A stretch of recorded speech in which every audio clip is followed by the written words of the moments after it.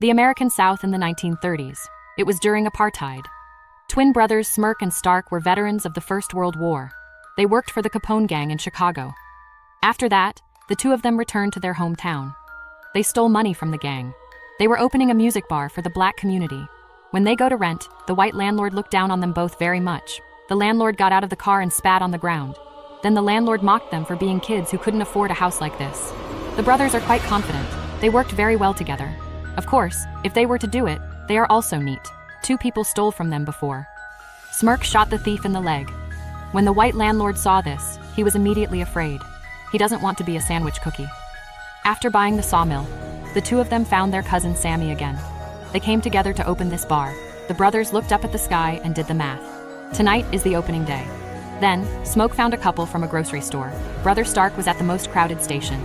He recruited the most famous wandering musicians in the area. He announced the opening of the bar tonight. In the most racist American South, having a black bar is definitely big news. However, just when they were ready to open, a man covered in smoke fled in a panic to the door of a couple's house. He said someone was after him. He also took out a handful of gold coins and begged for protection. Soon after the man enters the house, several Indians found this place. The man in the lead said that the person did not look like a bad person on the surface. He said that God would not allow him to invite outsiders in at will. He said they would act if that person was there.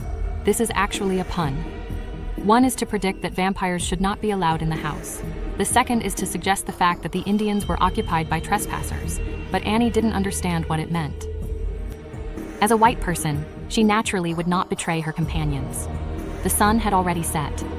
The man on the horse shouted anxiously to the leader. He said to leave before it was too late.